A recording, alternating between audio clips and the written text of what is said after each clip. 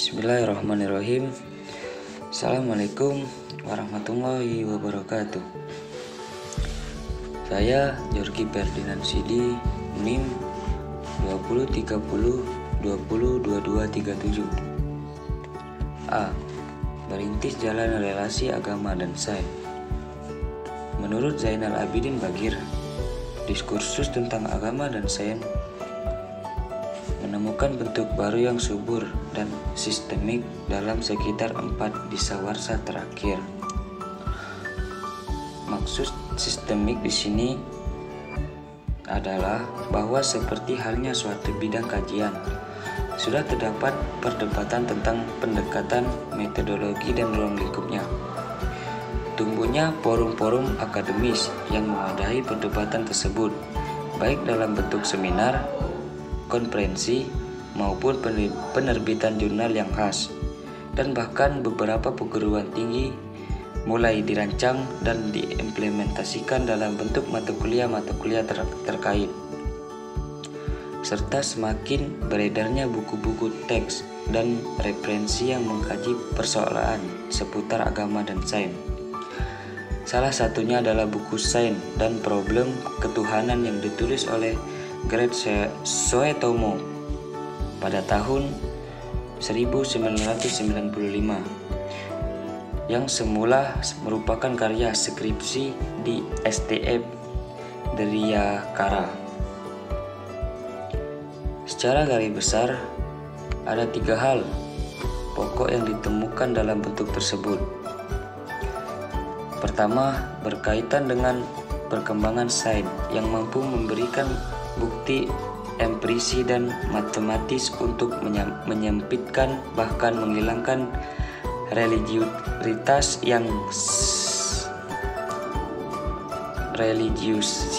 yang seringkali diikuti dengan klaim filosofis yang sebenarnya bukan wewenang sains. Kedua, tentang adanya kurun waktu di mana berlangsung kemajuan sains yang justru menerangi dimensi religiusitas, meskipun bukan diartikan bahwa persoalan iman, wahyu, keberadaan Allah dan dimensi religiusitas lainnya telah dianggap selesai. Ketiga adalah bahwa kemajuan sains ternyata juga memberikan pekerjaan rumah yang tidak sedikit dalam rupa problem-problem filosofis dimensi religius, iman dan wahyu bagi filsafat ketuhanan. Namun demikian, pertemuan filsafat, teologi dan sains menurut Louis Lehay adalah suatu yang esensial agar iman tanpa sekaligus pantas dipercayai dan relevan bagi setiap generasi yang hidup dalam bentuk visi tertentu tentang alam semesta. Oleh sebab itu, berdasarkan kajian seputar pendekatan agama dan sains di era modern, Lehay terobsesi untuk mendorong terjadinya kolaborasi antar disiplin untuk mengurangi intensitas perseteruan agama dan sains. Salah satunya adalah berharap pada kontribusi khas pada ilmuwan Syarif Hidayatullah 67 yang selalu berpijak pada objektivitas data-data keilmuan yang dikumpulkan, kekokohan analisis, semangat tanpa pamrih pada pengabdi kebenaran, sikap yang mementingkan nilai moral yang merupakan hal yang penting sekali, bahkan mutlak, demi memperkaya dan melindungi sektor lain kehidupan intelektual, rohani, dan praktis umat manusia. B. Mendefinisikan sains agama. Istilah sains atau ilmu dalam pengertian lengkap dan komprehensif ialah serangkaian kegiatan manusia dengan pikirannya dan menggunakan berbagai tata cara sehingga menghasilkan sekumpulan pengetahuan yang teratur mengenai gejala-gejala alami, kemasyarakatan, dan perorangan untuk tujuan meraih kebenaran, pemahaman, penjelasan, atau penerapan. Kata sains berasal dari kata lain scientia, yang berarti pengetahuan, sedangkan pada kelanjutannya berasal dari bentuk kata kerja scar, yang berarti mempelajari atau mengetahui. Dalam kajian science dalam literatur barat mengandung 5 cakupan yang merupakan pertumbuhan kesejarahan dan pemikiran manusia yang saling melengkapi. Bahkan bisa dikatakan dari cakupan satu ke cakupan berikutnya terjadi penegasan makna sehingga menjadi pengertian ilmu dalam artian dewasa ini. Cakupan ilmu yang pertama dan tertua adalah sesuai dengan asal-usul dari kata science yang mengacu pada pengetahuan semata-mata mengenai apa saja. Dalam kelaziman bahasa Inggris kuno hingga abad ke-17, science memang diartikan apa saja yang harus dipelajari oleh seorang, misalnya menjahit dan menunggang kuda. Cakupan kedua, bahwa sudah abad ke-17 dan memasuki abad berikutnya, pengertian science mengalami penghalusan dan mengacu pada pengetahuan yang teratur.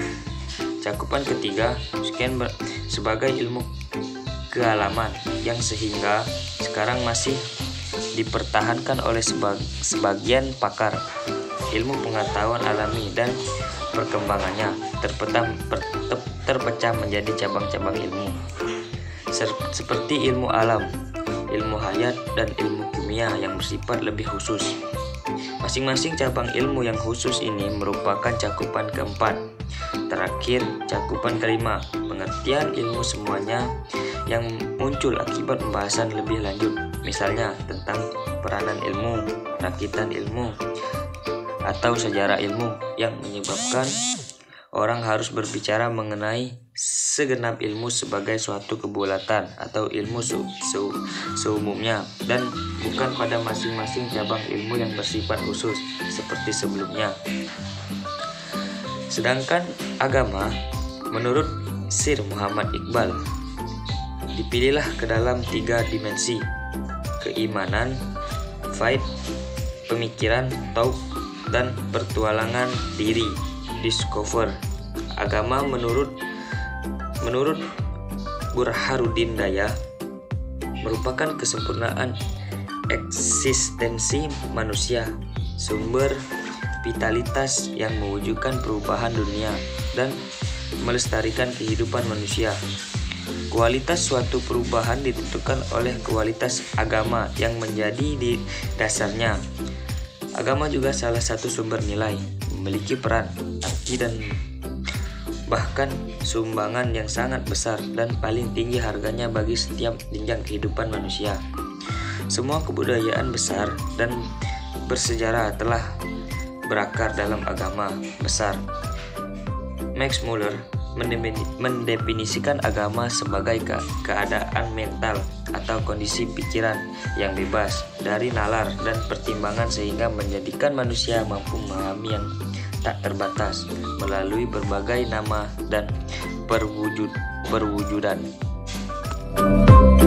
Baiklah, saya akan menjelaskan pada bagian C, diskursus relasi agama dan sains dalam konteks Islam. Ketika agama dan sains mengalami ketegangan, dibutuhkan berbagai cara untuk menjembatani keduanya agar dapat mengisi dan tidak saling meniadakan. Satu hal yang patut diapresiasi adalah bahwa saat ini para agamawan atau ilmuwan teolog, terutama dari kalangan Islam maupun Kristen, telah memiliki kecenderungan positif untuk terjun langsung dalam dunia sains yang sangat luas ini.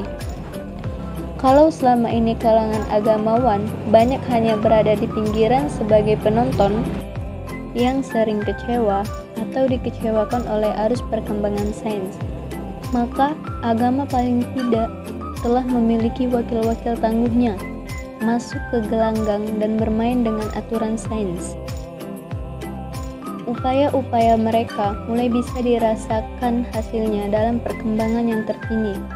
Saat ini, orang cenderung tidak serta-merta mempertentangkan seluruh capaian sains dengan keyakinan agama yang dimilikinya, termasuk ketika mendiskusikan kembali isu-isu sensitif dan laten yang menjadi problem awal relasi agama dan sains sekaligus yang dahulu telah memantik kerenggangan dan bahkan konflik antara keduanya.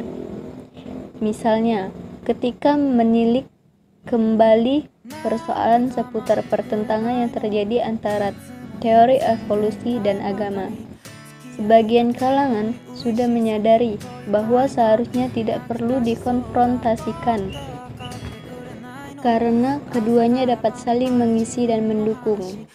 Di sini pentingnya upaya melakukan integrasi antara akal yang melahirkan sains dengan pandangan teologis yang lebih terbuka dalam memandang dalil-dalil kitab suci yang berbicara tentang fenomena alam. Kesadaran untuk tidak mempertentangkan sains dan agama merupakan hal yang tidak bisa diabaikan. Dalam tradisi Muslim, diskursus tentang relasi sains dan agama juga mengalami dinamika yang menggembirakan dan meyakinkan. Jika gagasan ini dipahami dalam kerangka Islam yang benar, maka takkan muncul perdebatan yang tak kunjung selesai seputar akal dan wahyu, atau ilmu pengetahuan dan Islam. Sebaliknya, ilmu pengetahuan modern dan Islam bisa saling melengkapi. Temuan sains dapat memperdalam pemahaman tentang Al-Quran dan hukum-hukum Allah tentang alam semesta, yang memungkinkan umat Islam menata hidup mereka melalui interpretasi yang lebih tepat dan informasi syariah yang lebih akurat. Pandangan dunia Al-Quran, pada sisi lain, mampu memperkaya ilmu pengetahuan untuk memahami karakter alam semesta sesungguhnya.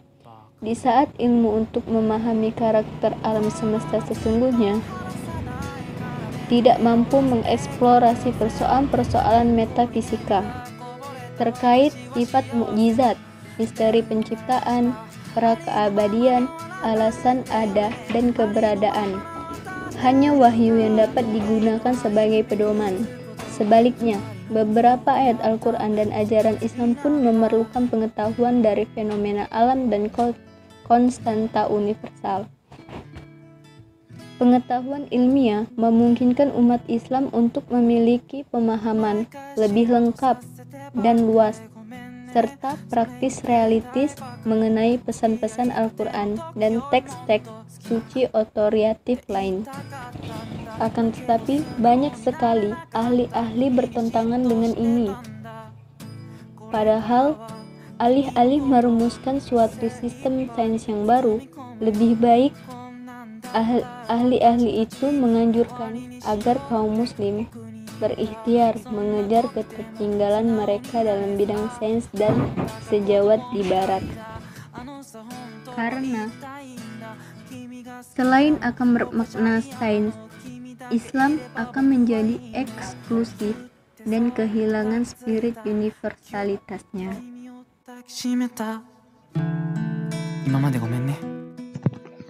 Oke, baiklah. Saya M. Habibie Nugraha. Saya akan menjelaskan relevansi dalam pengembangan keilmuan agama dan sains. Sains dan agama adalah dua entitas yang berbeda sebagai sumber pengetahuan dan sumber nilai bagi kehidupan manusia. Meskipun secara filosofis keduanya berbeda, namun secara historis pernah dilakukan upaya konsolidatif, baik dalam konteks kontraproduktif maupun dalam konteks mutualistik. Langkah konsolidatif ini disimpulkan dalam riset Zainul Arifin, dilakukan supaya di antara keduanya tidak menjadi instrumen dan mereka perseteruan dan sumber konflik bagi kehidupan manusia. Namun sebaiknya keduanya semestinya menjadi sumber inspirasi, meningkatkan kearifan dan kesadaran dinamis diri manusia dalam hubungannya dengan alam. Secara makrokosmik dan dengan sesama manusia secara mikrokosmik, serta dengan Tuhan secara transdental. Oleh sebab itu, agama dan sains perlu meniscayakan diri untuk sama-sama mengabdi untuk kepentingan kesejahteraan dan kemakmuran manusia. Metodologi ilmiah digunakan oleh para saintis dengan memiliki suatu cara tertentu dalam memperoleh pengetahuan tentang gejala alam.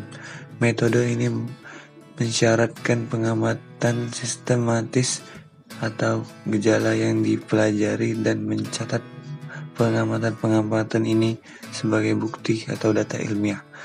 Para saintis berupaya mengaitkan data yang ada dengan cara koheren, bebas dari kontradiksi internal. Metodologi ilmiah digunakan untuk memproduksi teori ilmiah setelah mengalami proses pengujian dan pengamatan lebih lanjut, dan jika mungkin eksperimen tambahan, dan bahkan mampu memprediksi hasil-hasil eksperimen baru. Sains dengan metodologi ilmiahnya, kendati demikian jika dibandingkan dengan metodologi yang dikandung agama, maka ada sejumlah hal yang disimpulkan, yaitu pertama, adanya kemiripan agama dan sains yang berisi tentang pengalaman dan interpretasi, peran komunitas, dan analogi dan model. Baiklah, itu saja yang bisa saya sampaikan. Bila ada salah kata saya mohon maaf. Sekian dan terima kasih.